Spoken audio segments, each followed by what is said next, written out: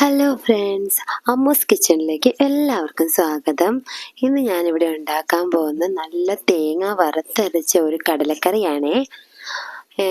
ഇതുവരെയായിട്ട് നിങ്ങൾ എൻ്റെ ചാനൽ സബ്സ്ക്രൈബ് ചെയ്തിട്ടില്ലെങ്കിൽ ഒന്ന് സബ്സ്ക്രൈബ് ചെയ്തേക്കണേ. കൂടെ ആ ബെല്ലൈക്കണും കൂടി ഒന്ന് എനേബിൾ ചെയ്യുകയാണെങ്കിൽ ഞാനിടുന്ന വീഡിയോകൾ അപ്പോൾ തന്നെ നിങ്ങൾക്ക് കാണാൻ പറ്റുന്നതാണേ. അപ്പം നമുക്ക് രുചികരമായ കടലക്കറി എങ്ങനെ ഉണ്ടാക്കുന്നതെന്ന് നമുക്ക് നോക്കാം. നമ്മൾ രാത്രി മുഴുവനും കുതിർക്കാനിട്ട കടല, പിന്നെ സബോള, പച്ചമുളക്, തക്കാളി. നമുക്ക് സബോളയും തക്കാളിയും ചെറിയ കഷ്ണങ്ങളായിട്ട് വേണം അരിഞ്ഞെടുക്കാൻ. പച്ചമുളക് നീളത്തിലും. എരിവ് ആവശ്യമുള്ളവർ ഇച്ചിരി കൂടുതൽ പച്ചമുളകും എടുക്കാം കേട്ടോ.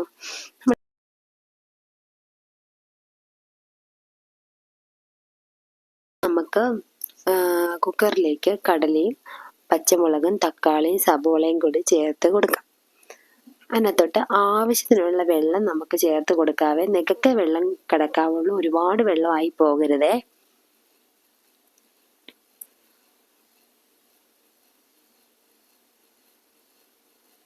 ഇതിലേക്ക് നമുക്ക് കടലയ്ക്ക് ആവശ്യമായ ഉപ്പ് ചേർത്ത് കൊടുക്കാവേ.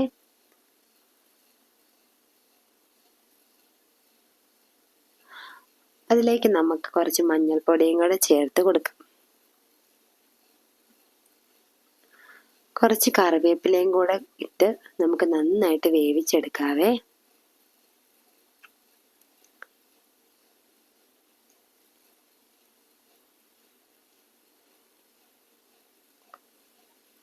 ഒരു 5 വിസിലെങ്കിലും എടുത്ത് വേണം നമുക്ക് നന്നായിട്ടൊന്ന് വെന്ത് കിട്ടാനായിട്ട് കേട്ടോ.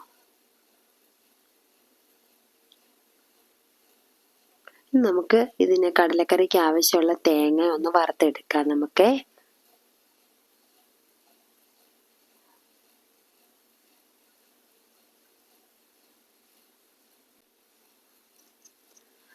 തേങ്ങയുടെ കൂടെ നമ്മൾ ഇച്ചിരി കറിവേപ്പിലയും കൂടി ഇട്ട് വേണം വറുത്തെടുക്കാൻ കേട്ടോ. പ്രത്യേകതരം ഒരു ഫ്ലേവർ ആയിരിക്കും നമ്മൾ തേങ്ങ വറക്കുന്നതിൻ്റെ കൂടെ ഇച്ചിരി കറിവേപ്പിലയും കൂടി ഇട്ട് വറുത്തെടുക്കുമ്പോഴേ.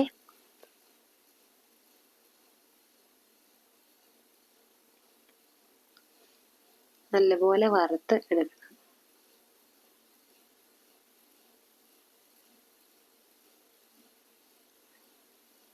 ഈ ഒരു പാകം ആകുമ്പം നമുക്ക് സ്റ്റൗ ഓഫ് ചെയ്യാവേ.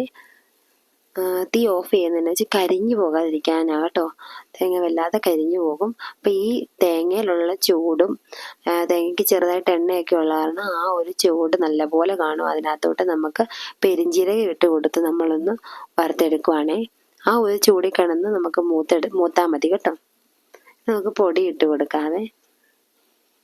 മഞ്ഞൾപ്പൊടിയും മുളക് പൊടിയും മല്ലിപ്പൊടിയുമാണ് ഞാൻ ചേർത്ത് കൊടുക്കുന്നത്.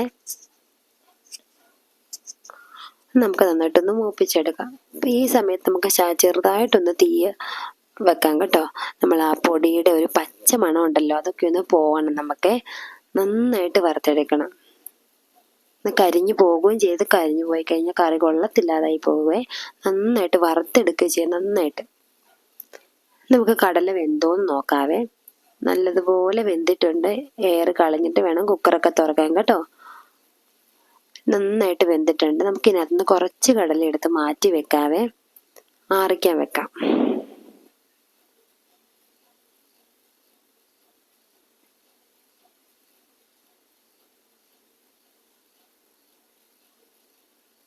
ഇത്രയും മതിയാവേ. ഒരുപാടൊന്നും വേണ്ട. ഒരു 1.5 തവി അല്ല 2 തവി, അത് കൂടുതലൊന്നും വേണ്ട കേട്ടോ. നമുക്ക് തേങ്ങ വറുത്തത് അരയ്ക്കാവേ. ജാറിലോട്ട് ഇട്ട് കൊടുക്കുക.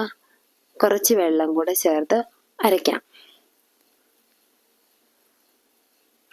നമ്മൾ ഈ അരച്ച തേങ്ങയ്ക്കകത്തോട്ട് നമ്മൾ മുമ്പേ മാറ്റി വെച്ചില്ലേ അരയ്ക്കാൻ വെച്ച കടല, അത് ചേർത്ത് കൊടുക്കാം കേട്ടോ. നമ്മൾ തേങ്ങയുടെ കൂടെ അരയ്ക്കാൻ വേണ്ടിയാണ് കേട്ടോ കടല അരയ്ക്കാൻ വെച്ചത്. നന്നായിട്ട് അരച്ചെടുത്ത് നമ്മൾ ഇത് കടലയ്ക്കകത്തോട്ട് ചേർത്ത് കൊടുക്കുവാണേ.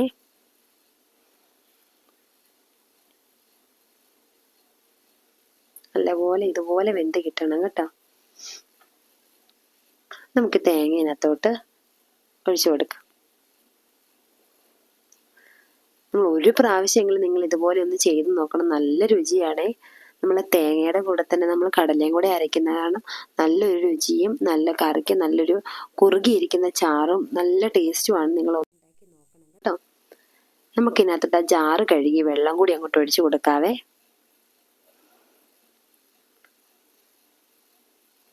ഈ സമയത്ത് ഉപ്പൊക്കെ ഒന്ന് നോക്കിയിട്ട്, കടലയ്ക്ക് മാത്രമേ നമ്മൾ ഉപ്പിട്ടിട്ടുള്ളൂ, അപ്പോൾ ഉപ്പ് നോക്കിയിട്ട് ഉപ്പ് കുറവാണെന്നുണ്ടെങ്കിൽ ആവശ്യത്തിനുള്ള ഉപ്പ് നിങ്ങൾ ചേർത്ത് കൊടുക്കണം.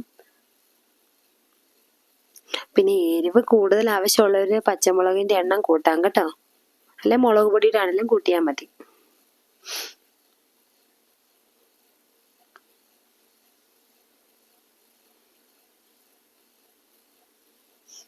നന്നായിട്ടൊന്ന് തിളച്ച് വരണം, നല്ലപോലെ തിളയ്ക്കണം കേട്ടോ.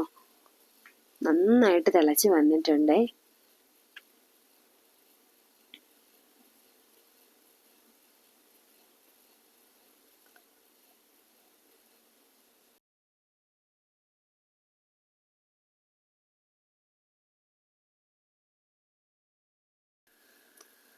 ഇനി നമുക്കിതിനകത്ത് കടുക് വറുത്തിടാവേ. നല്ല പാൻ വെച്ച് കുറച്ച് എണ്ണ ഒഴിച്ചു.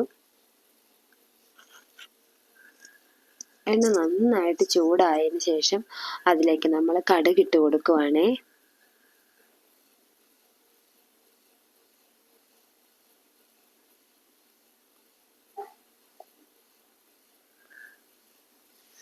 കടുക് നന്നായി പൊട്ടിയതിന് ശേഷം കുറച്ച് കറിവേപ്പില ഇട്ട് കൊടുക്കാവേ. ഇനി അതിൻ്റെ കൂടെ നമ്മൾ ചുവന്നുള്ളിയാക്കിട്ടോ ഇട്ട് കൊടുക്കുന്നേ. ചുവന്നുള്ളി ഇച്ചിരി കൂടുതലുണ്ടെങ്കിൽ അതിന് മൂത്ത് കരിഞ്ഞു പോകരുത്, മൂപ്പിച്ച് നല്ലപോലെ ബ്രൗൺ കളറിൽ മൂപ്പിച്ചെടുക്കുകയും ചെയ്യാവുള്ളൂ കേട്ടോ.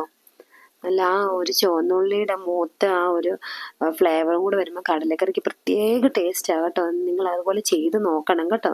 നല്ല ഇച്ചിരി കൂടുതൽ ചുവന്നുള്ളി ഇടുന്നതായിരിക്കും ഇച്ചിരി നല്ലത്. നന്നായിട്ട് മൂത്തിട്ടുണ്ട്. ഈ ഒരു പരുവത്തിൽ മൂത്ത് കിട്ടണേ. നമുക്കിത് കറിക്കകത്തോട്ട് ഒഴിച്ചു കൊടുക്കാം കേട്ടോ. നമ്മൾ കറി അപ്പം തന്നെ ഇളക്കരുത് കേട്ടോ. കുക്കർ പെട്ടെന്ന് തന്നെ അടച്ചു മൂടി വെക്കണം.